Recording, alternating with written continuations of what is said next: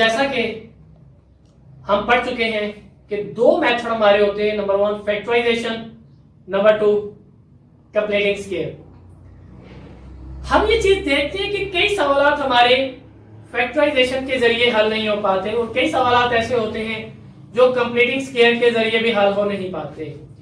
तो लिहाजा उनको हल करने के लिए फिर हमने एक तीसरा मेथड डिफाइन किया जिसका नाम था क्वाड्रेटिक फार्मूला। तो सबसे पहले बच्चों हमें यह पता होना चाहिए कि क्वाड्रेटिक फार्मूला बनता कैसे।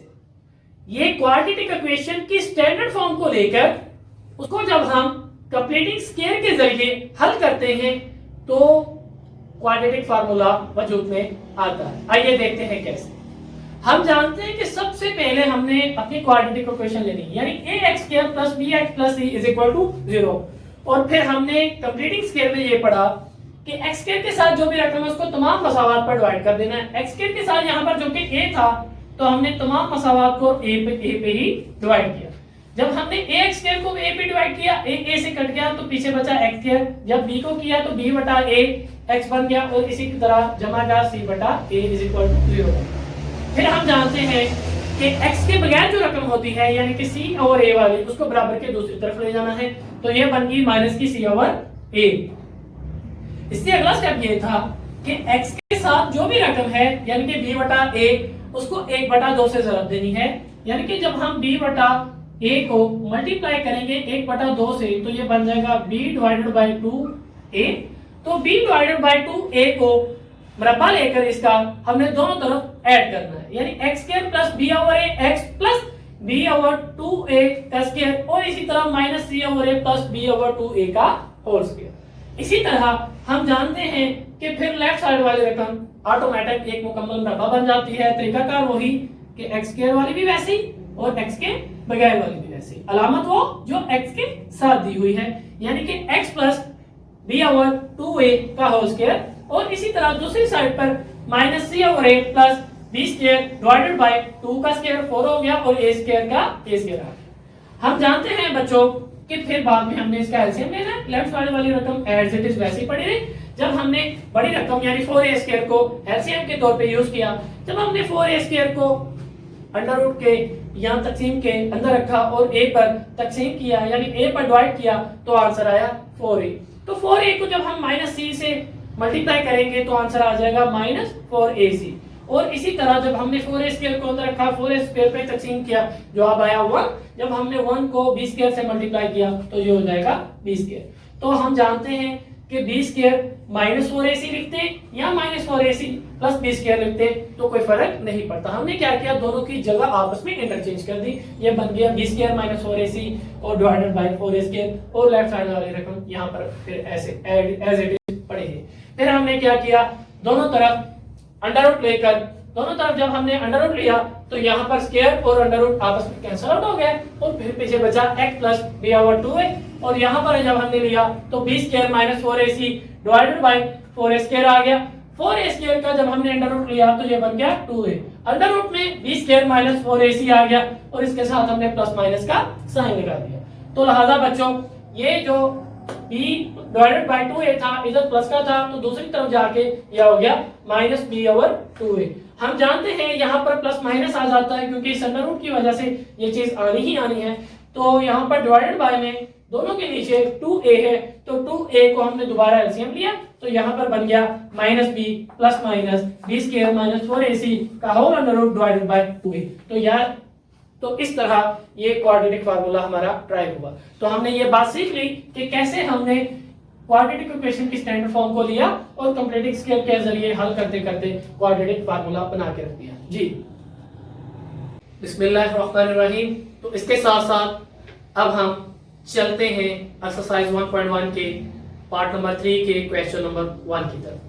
जैसा कि हम पहले दो इसके हिस्से सीख आए हैं, पहले का नाम था फैक्टराइजेशन, नंबर 2 का नाम था कंप्लीटिंग स्केयर। इनका मुकम्मल मेथड भी सीख लिया। तो इसी तरह हमने अपने प्रीवियस लेक्चर में क्वाड्रेटिक फार्मूला ड्राइव करना सीखा था जो कि क्वाड्रेटिक इक्वेशन की स्टैंडर्ड फॉर्म को लेकर हमने कंप्लीटिंग स्केयर यूज करते हुए ड्राइव किया था। आइए अब इसको अप्लाई करना सीखते हैं। क्वाड्रेटिक फार्मूला हर उस जगह अप्लाई हो जाता है कि यहां पर फैक्टराइजेशन और कंप्लीटिंग स्क्वायर दोनों ही फेल हो जाए। आइए अब हम देखते हैं कि इसको अप्लाई कैसे किया जा सकता है और इसका तरीकाकार क्या है। इसका जो पहला क्वेश्चन है पार्ट नंबर 3 का, वो कह रहा है 2x² + 3x - 9 = 0। सबसे पहले वही शर्त कि हमने दी गई मसलात को क्वाड्रेटिक इक्वेशन की स्टैंडर्ड फॉर्म में लाना है। हम जानते हैं स्टैंडर्ड फॉर्म होती है ax² + bx + c = 0।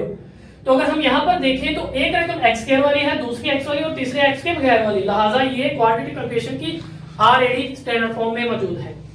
तो बच्चों हमने क्या करना है, हमने a, b और c की यहाँ से कीमतें फाइंड कर लेंगे। हम जानते हैं कि x² के साथ जो भी होता है ये a होता है, यानी a = 2, x के साथ जो भी होता है ये b होता है, और इसी तरह x के बगैर जो भी होता है वो c होता है। तो लिहाजा हमने a, b, c की बारी बारी तीनों की कीमतें निकाल ली, a की 2, b की 3 और c की -9। लिहाजा जैसे ही हमने यहाँ पर चेक किया तो यहाँ पर अगर आप गौर फरमाएं तो c के साथ यहाँ पर माइनस भी है, तो लिहाजा हमने यहाँ पर भी माइनस ले लेना है। हमारा क्वाड्रेटिक फार्मूला जो हमने ड्राइव करके बनाया था वो था -b ± √b² - 4ac / 2a।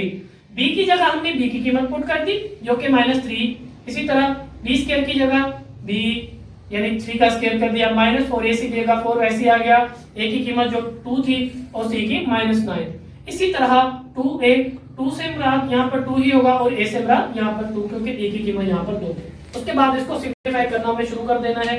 -3 की जगह -3 आ जाएगा, प्लस माइनस भी वैसे आ जाएगा, 3 का स्क्वायर 9, माइनस माइनस प्लस, 4 2 8, 8 9 72, तो लिहाजा ये 72 आ गया प्लस के साथ। इसी तरह डिवाइडेड बाय 2 से 2 मल्टीप्लाई हुआ तो ये 4 बन गया। इसी तरह -3 एज इट इज आ गया, plus minus as it is आ गया, √9 + 72 81 हो गया डिवाइडेड बाय 4।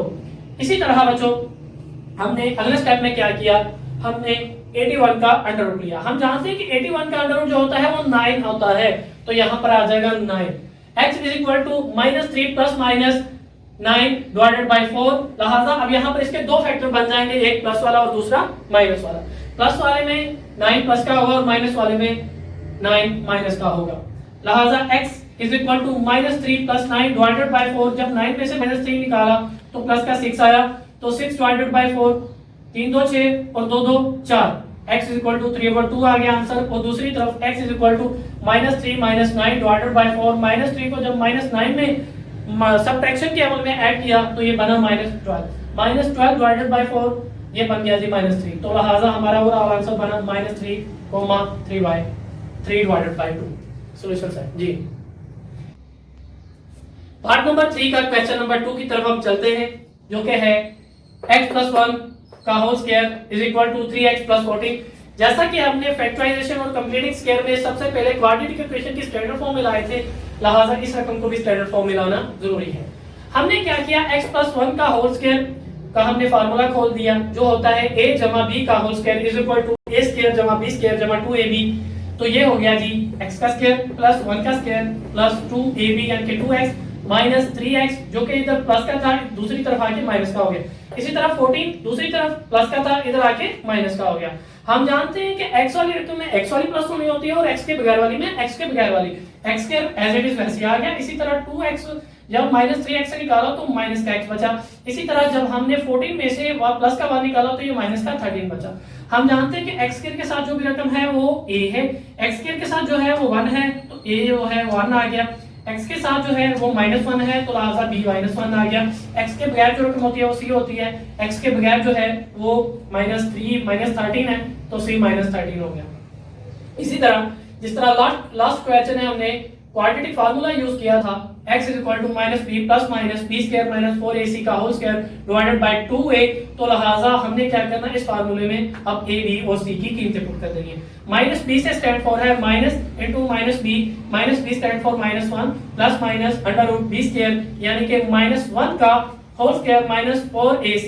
a जो है बच्चों ये यहाँ पर +1 है और c जो है -13 है, डिवाइडेड बाय 2a से स्टैंड फॉर है a यहाँ पर -1 या +1 सॉरी। इसी तरह जो आपका माइनस माइनस ये प्लस हो गया, plus minus as it is आ गया। हम जानते हैं कि जब माइनस के ऊपर पावर स्क्वायर में आ जाए या इवन में आ जाए तो अंदर वाली माइनस खत्म हो जाती है, तो लिहाजा माइनस के ऊपर ताकत जो थी वो स्क्वायर में थी, ये माइनस यहाँ पर तब्दील हो गई प्लस के अंदर। इसी तरह प्लस माइनस माइनस प्लस में चेंज हो गया, और 4 को 1 से ज़रब दी तो आंसर आया 4, 4 को जब 13 से तो आंसर आया 52। इसी तरह 2 को जब 1 से मल्टीप्लाई किया आंसर आया 2। इसी तरह फिर हमने क्या किया, 1 वैसे लिख लिया, प्लस माइनस भी वैसे लिख लिया, under root 1 plus 52 53 divided by 2। यहाँ पर 53 का हम अंडर रूट इसलिए नहीं ले रहे क्योंकि डायरेक्ट इसका अंडर रूट नहीं निकलता, जो भी निकलता है वो पॉइंट्स में निकलता है, लिहाजा पॉइंट्स में लेने की जरूरत नहीं है। तो यही आपका फाइनल आंसर। तो अब हम क्वेश्चन नंबर 3 के पार्ट नंबर 3 की तरफ निकलते हैं। ये इस एक्सरसाइज का सबसे टफ और इसके साथ साथ क्वेश्चन नंबर 9 जो है इसी पार्ट का वो भी सबसे टफ क्वेश्चन है। आइए अब हम इनको देखते हैं। यहाँ पर वो कह रहा है 1 over x plus 1 plus 1 over x plus 2 plus 1 over x plus 3 is equal to 3 over x। हम जानते हैं कि सबसे पहले हमने दी गई मसावात को क्वाड्रेटिक इक्वेशन की स्टैंडर्ड फॉर्म में लाना होता है। स्टैंडर्ड फॉर्म में लाने के बाद फिर हमने इसको क्वाड्रेटिक फार्मूले के अंदर रखकर इसको सोल्व करना है। और इसके साथ साथ हम ये भी बात जानते हैं कि जब हमारे पास 3 रकमें इकट्ठी एलसीएम की फॉर्म में आ जाए, तकसीम वहां पर अप्लाई हो जाए, तो उनकी तीनों की एलसीएम लेना टफ हो जाती है। तो हमने इस तरह का क्वेश्चन एक पहले भी किया था, तो वहां पर जो हमने अमल किया था यहाँ पर भी वही अमल दोहराया जाएगा। हम क्या करेंगे, 2 रकमों को हम एज इट इज रख लेंगे और तीसरी को हम क्या करेंगे, दूसरी तरफ उठा के ले जाएंगे। यानी कि 1 ओवर x प्लस 3 जो है इधर प्लस का है तो दूसरी तरफ यह जाके हो जाएगा 1 ओवर x प्लस 3 माइनस 2। लिहाजा अब पहली 2 की अलग एलसीएम होगी और बराबर के दूसरी तरफ राइट साइड वाले की अलग एलसीएम होगी। यहां पर हमने क्या करना है, दोनों नीचे वाली को आपस में मल्टीप्लाई कर देना है और इसी तरह 1 के नीचे वाली छोड़ के 1 को मल्टीप्लाई कर देना है x प्लस 2 के साथ। इसी तरह इस 1 के नीचे वाली को छोड़ के इस 1 को मल्टीप्लाई कर देना है x प्लस 1 के साथ, और नीचे वाली आपस में खुद ब खुद ही मल्टीप्लाई हो जाएगी। और राइट साइड की तरफ हमने क्या करना है, नीचे वाली दोनों आपस में मल्टीप्लाई कर देनी है और 3 को मल्टीप्लाई कर देना है x प्लस 3 से और माइनस 1 को मल्टीप्लाई करना है x से। सेम टू सेम इसी तरह जिस तरह क्रॉस मल्टीप्लिकेशन की जाती है, यानी कि इन दोनों को आपस में और इन दोनों को आपस में। इसी तरह जब हम नीचे आएंगे तो लिहाजा x plus 2 x plus 1 plus में x plus 1 multiply by x plus 2 is equal to 3 into x plus 3 हो जाएगा और माइनस 1 मल्टीप्लाई x हो जाएगा और नीचे वाले दोनों आपस में मल्टीप्लाई। उसके बाद अगले स्टेप में हमने क्या करना है, x प्लस x जो है ये 2x हो जाएगा, इसी तरह 2 प्लस 1 3 हो जाएगा। x प्लस 1 और x प्लस 2 को हम आपस में मल्टीप्लाई कर देंगे। x को x से किया x स्क्वायर बन गया, x को 2 से किया 2x बन गया, प्लस 1 को x से किया प्लस x हो गया और 1 को 2 से किया प्लस का 2 आ गया। इसी तरह 3 को जब हमने किया तो ये हो गया 3x प्लस 9, 3 को 3 से मल्टीप्लाई करने से 9 आ गया। माइनस 1 को जब x से किया तो ये माइनस x को हो गया। इसी तरह x को जब हम x प्लस 3 से करेंगे ये हो जाएगा x स्क्वायर प्लस 3x। उसके बाद हम इसकी करेंगे क्रॉस मल्टीप्लिकेशन, यानी कि लेफ्ट साइड के जो ऊपर रकम पड़ी है उसको मल्टीप्लाई करेंगे राइट साइड के जो नीचे पड़ी है, यानी कि 2x प्लस 3 को मल्टीप्लाई कर देंगे x स्क्वायर प्लस 3x से, ये दोनों आपस में मल्टीप्लाई हो जाएंगी। इसी तरह 3x माइनस x जब करेंगे ये 2x आ जाएगा और प्लस 9 वैसे ये मल्टीप्लाई हो जाएगी इस रकम के साथ जो कि बनेगी x square 2x plus x 3x और 2 प्लस का ये वैसे आ जाएगा। जब इन दोनों को हम आपस में मल्टीप्लाई करेंगे 2x को जब x स्क्वायर से किया ये 2x क्यूब हो गया, 2x को जब 3x से किया 6x स्क्वायर हो गया, 3 को x स्क्वायर से किया 3x स्क्वायर हो गया। इसी तरह जब 3 को 9x से किया 3 को 3x से किया तो ये 9x आ गया। इसी तरह 2x को जब x स्क्वायर से करेंगे 2x क्यूब हो जाएगा, 2x को जब 3x से करेंगे 6x स्क्वायर आ जाएगा, 2x को जब 2 से करेंगे 4x आ जाएगा। इसी तरह 9 को जब x स्क्वायर से करेंगे 9x स्क्वायर आ जाएगा, 9 को 3x से करेंगे जो 27x आ जाएगा, 9 को जब 2 से करेंगे ये 18 आ जाएगा। इसी तरह हम जानते हैं कि जो रकमें राइट साइड और लेफ्ट साइड पे पड़ी हो और उनके साइन भी सेम हो और उनके मुखरज इसके साथ साथ अजीसर असास और उनके कुव्वतनुमा यानी कि पावर कोफिशिएंट और बेस सेम हो तो आपस में काटी जा सकती है। 2x की क्यूब 2x की क्यूब से कट गया, 6x स्क्वायर 6x स्क्वायर से कट गया। इसको इस तरह नहीं समझ आ रहा तो आप ये समझ लें कि ये दोनों रकमें अगर हम दूसरी तरफ ले जाए तो ये माइनस क्यों हो जाएंगी, तो तब भी कट जाएंगी, इसलिए हमने पहले इनको कैंसिल आउट कर दिया। पीछे बचेगा 3x square plus 9x 3x square plus 9x और 4x 9x square plus 27x plus 18। यानी 4x² plus 9x² plus 27x plus 18। उसके बाद हमने इनको क्वाड्रेटिक इक्वेशन की स्टैंडर्ड फॉर्म में लाना है। हमने क्या किया, इससे अगले स्टेप में 3x² प्लस 9x को ऐसे लिख लिया, 9x² को पहले लिख लिया, 4x को जब 27x में ऐड करेंगे ये हो जाएगा 31x और 18 आपका वैसे आ जाएगा। उसके बाद जो लेफ्ट साइड पे रकम पड़ी है उसको हम उठा के राइट साइड पे ले जाएंगे, क्योंकि हमने हमेशा बड़ी रकम को कोशिश करनी होती है प्लस में रखने की। x² के साथ 9 बड़ा था ना कि 3, इसलिए हम 3x को उधर लेके जाएंगे ना कि 9x² वाले इधर लेके आए। 9x² plus 31x plus 18 as it is यहाँ पर पड़ा रहेगा। 3x² इधर प्लस का था, दूसरी तरफ जाके माइनस का हो गया। 9x इधर प्लस का था तो ये भी यहाँ पर आकर माइनस का हो गया। 9x² में से जब 3x² निकला तो ये बना 6x²। 31x में से जब 9x निकाला तो ये बना 22x और 18 एज इट इज दोबारा वैसे आ गया। तो ये क्वाड्रेटिक इक्वेशन की स्टैंडर्ड फॉर्म बन चुकी है। उसके बाद हम जानते हैं कि यहाँ पर सब में 2 कॉमन है, लिहाजा हम क्या करते हैं सभी को 2 पे डिवाइड कर देते हैं। तो ये बन जाएगी 3x² plus 11x plus 9 is equal to 0। तो ये भी क्वाड्रेटिक इक्वेशन की स्टैंडर्ड फॉर्म है जिसको हमने मजीद मॉडिफाई कर लिया। हम जानते हैं कि x² के साथ जो भी रकम होती है वो a होती है, x के साथ जो भी होती है b होती है, x के बगैर जो भी होती है ये c होती है। तो लिहाजा हम इनको क्वाड्रेटिक फार्मूला जो कि हमने ड्राइव करना सीखा था -b plus minus √b² minus 4ac divided by 2a में एज इट इज जिस तरह पिछले 2 क्वेश्चंस में रख के हल किया था रखकर हल करेंगे। इसको आप लोग खुद करेंगे प्रैक्टिस, अगर आपसे ना हुई तो कमेंट सेक्शन में आप बता दें तो मजीद इसका सॉल्यूशन आपको सेंड कर दिया जाए। तो अब हम क्वाड्रेटिक फार्मूले के क्वेश्चन नंबर 4 की तरफ चलते हैं। हम जानते हैं कि हमने ये बात सीख ली है कि बेशक फैक्टराइजेशन करें बेशक कंप्लीटिंग स्क्वायर करें, क्वाड्रेटिक इक्वेशन का स्टैंडर्ड फॉर्म में होना लाजमी है।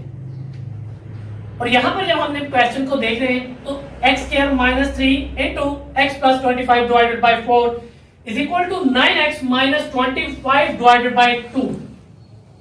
तो यहां पर हमने ये बात देखी, ये क्वाड्रेटिक इक्वेशन की स्टैंडर्ड फॉर्म में नहीं है। x² को हमने एज इट इज दोबारा अगली स्टेप पे रखा, -3 को अंदर मल्टीप्लाई कर दिया। जब हम -3 को x से मल्टीप्लाई करेंगे ये हो जाएगा -3x, और इसी तरह जब -3 को 25 से मल्टीप्लाई करेंगे तो ये हो जाएगा -75 डिवाइडेड बाय 4। और इसी तरह जब हमने इनको क्वाड्रेटिक इक्वेशन की स्टैंडर्ड फॉर्म में लाना है तो इसलिए हमने 9x को उठा के लेफ्ट साइड पे ले आए तो ये माइनस का 9x हो गया।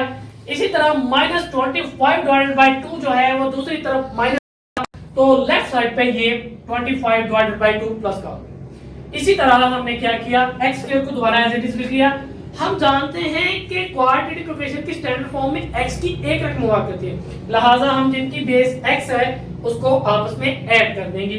-3x को जब -9x में ऐड किया गया तो ये हो गया -12x। इसी तरह -75 डिवाइडेड बाय 4 और +25 डिवाइडेड बाय 2 को एक जगह इकट्ठा लिख लेंगे। उससे नेक्स्ट स्टेप पे हम जानते हैं कि -75 डिवाइडेड बाय 4 और +25 डिवाइडेड बाय 2 को हमने एलसीएम लेके इसको एक रकम में लेकर आना है। x² को भी ऐसे लिख लिया गया, -12x को भी ऐसे लिख लिया गया, और यहाँ पर बड़ी रकम जो है वो एलसीएम आई। बड़ी रकम थी 4, जब हमने 4 को अंदर रखा 4 पे तकसीम किया आंसर आया 1। तो -75 को जब 1 पे मल्टीप्लाई करेंगे तो जवाब -75 ही आ जाएगा। इसी तरह जब 4 को अंदर रखा तकसीम के और 2 पे डिवाइड किया तो जवाब आया 2। 2 को 25 से मल्टीप्लाई करेंगे तो आंसर आ जाएगा 50। तो इसी तरह -75 प्लस 50 को जब हमने आपस में सब्ट्रैक्ट किया तो आंसर आया -25 डिवाइडेड बाय 4, और यहां पर ये क्वाड्रेटिक इक्वेशन की स्टैंडर्ड फॉर्म में आ गई। और उसके बाद हमने क्या किया, x² के साथ की रकम निकाली, उसको हमने a कहा, b के साथ जो थी वो -12 थी उसको b बोला, x के साथ जो रकम थी, और इसी तरह x के बगैर जो रकम थी वो -25/4 थी उसको हमने सीखा। हमारा क्वाड्रेटिक इक्वेशन का मेन फार्मूला जो है x is equal to -b plus minus √b² minus 4ac divided by 2a में इसको रखा। -b की जगह -b की कीमत रख दी गई जो कि -12 थी। इसी तरह प्लस माइनस √b² की जगह -12 का स्क्वायर ले लिया गया। -4 फार्मूले का a जो कि 1 था तो 1 आ गया, और c -25 डिवाइडेड बाय 4 था उसको ऐसे लिख दिया गया। उसके बाद होल डिवाइडेड बाय a जो था ये 1 था तो उसकी जगह 1 लिख दिया गया इनटू 2a। 4 से 4 कैंसिल आउट कर दिया गया। उसके बाद माइनस माइनस प्लस हो गया, प्लस माइनस एड दोबारा वैसे ही आ गया। 12 का स्क्वायर 144 और इसी तरह माइनस माइनस प्लस होगी प्लस 25 बन गया और 2 into 1 2 12 प्लस माइनस 144 प्लस 25 हो जाता है 169 डिवाइडेड बाय 12। हम जानते हैं 169 का अंडर रूट जो होता है वो 13 होता है, लिहाजा हमने क्या किया 169 की जगह 13 लिख दिया। या दूसरे अल्फाज में आप ये कह रहे हैं कि 13 का स्क्वायर यानी कि 13 का स्क्वायर 169 होता है। अब हम जानते हैं कि हमारे पास यहाँ पर दो रकमें बनेंगी, एक 12 प्लस 13 डिवाइडेड बाय 2 और दूसरी 12 माइनस 13 तकसीम 2 के साथ। हमने क्या किया प्लस 13 जो है उसको अलग लिख लिया और माइनस 13 को दूसरी दफा अलग लिख लिया। जब प्लस 13 किया तो 12 जमा 13 डिवाइडेड बाय 2 कितना हो गया 25 डिवाइडेड बाय 2।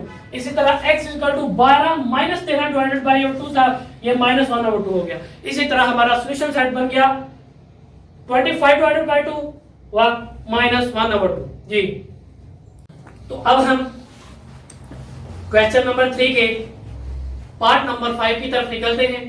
तो मैं बच्चों आपको बताता चलूं कि जो हमारा 1.1 है इसका पार्ट नंबर 3 का जो नंबर 5, 6, 7 और 8 काफी अहम है, लिहाजा अब जो पार्ट हमारा आ रहा है या जो आ रहा है ये भी काफी अहम है।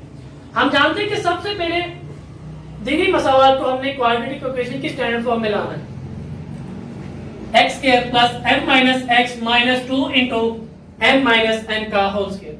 अगर हम देखें तो एक रकम x स्क्वायर वाली, एक x वाली और एक x के बगैर वाली, तो लिहाजा हम कहेंगे ये ऑलरेडी स्टैंडर्ड फॉर्म में मौजूद है। लिहाजा अब हम क्या करेंगे, x स्क्वायर के साथ जो भी रकम है उसको a कहेंगे, x के साथ जो भी रकम है उसको b और x के बगैर जो भी रकम है उसको c। हम जानते हैं कि हमारा क्वाड्रेटिक फार्मूला होता है x is equal to minus b plus minus b square minus 4ac whole under root divided by 2a। Minus b की जगह बच्चों b की कीमत लगी m minus n minus into m minus n plus minus under root b यानी कि m minus n का whole square minus 4 फार्मूले वाला a के साथ जो कि कोई रकम नहीं है x स्क्वायर के साथ, तो लिहाजा यहाँ पर 1 ले लिया जाएगा। और इसी तरह c की जो रकम है ये है minus 2 into m minus n का होल स्क्वायर, तो minus 2 into m minus n का होल स्क्वायर। अच्छा यहाँ पर बच्चों आप लोगों ने एक बात ये याद रखनी है कि यहाँ पर आपने ब्रैकेट जरूर लगाने, क्योंकि अगर आप यहाँ पर ब्रैकेट नहीं लगाएंगे तो इसका मतलब ये माइनस अंदर दोनों के साथ मल्टीप्लाई हो रही, तो इस तरह आपका क्वेश्चन गलत हो जाएगा। और उसके बाद यहाँ पर अगर आप देखें तो माइनस माइनस प्लस हो गया, 4 को 2 से मल्टीप्लाई किया तो 8 आया। इसी तरह m माइनस n का स्क्वायर यहाँ पर वैसे आ गया और ये भी m माइनस n का स्क्वायर होल स्क्वायर यहाँ पर वैसे आ गया, m minus n minus n वैसे आ गया और 2 को जब 1 से मल्टीप्लाई किया ये 2 बन गया। हम जानते हैं कि यहाँ पर m माइनस 1 का होल स्क्वायर है, यहाँ पर भी m माइनस 1 का होल स्क्वायर है, तो जाहिर बात है जब m माइनस n का होल स्क्वायर दोनों तरफ है तो इसका मतलब दोनों की बेसिस बराबर है। जब हम इसको इसमें ऐड करेंगे तो इसका मतलब कोफिशिएंट ऑफ 8 कोफिशिएंट ऑफ 1 आपस में ऐड होके कोफिशिएंट ऑफ 9 बनते हैं। इसी तरह minus m minus n plus minus 9 m minus n का होल स्क्वायर डिवाइडेड बाय 2। और हम जानते हैं कि 9 जो होता है ये 3 का स्क्वायर होता है, तो लिहाजा हमने इसको 3 के स्क्वायर की सूरत में लेके स्क्वायर को एक जगह इकट्ठा कर लिया। स्क्वायर और अंडर रूट यहाँ पर कैंसिल आउट हो गए, तो यहाँ पर फिर क्या बन गया x is equal to minus m minus n plus minus 3m minus n divided by 2। हम जानते हैं कि एक फैक्टर हमारा प्लस का है दूसरा माइनस का है, प्लस वाले को हम पहले लिख लेते हैं minus m minus n plus 3m minus n divided by 2। 3 में से जब माइनस 1 m माइनस n निकला तो ये प्लस का 2m माइनस 1 बचा, तो 2 से 2 मल्टीप्लाई हो गया, तो यहाँ पर बचेगा बच्चों x is equal to m minus n। इसी तरह दूसरी तरफ जब हमने लिया minus m minus n minus 3m minus n divided by 2, तो माइनस m माइनस n और माइनस 3m माइनस n जो है ये माइनस 4m माइनस n बन गया और डिवाइडेड बाय 2 आ गया। जब 2 को हमने 4 से डिवाइड किया तो यहाँ पर बच जाएगा minus 2 into m minus n। ये आपका एज अ होल आंसर है। एक फैक्टर आपका बना m माइनस n यानी m माइनस n और दूसरा बना minus 2m minus n bracket के अंदर और इसी तरह minus 2m minus 1 n bracket के अंदर जी।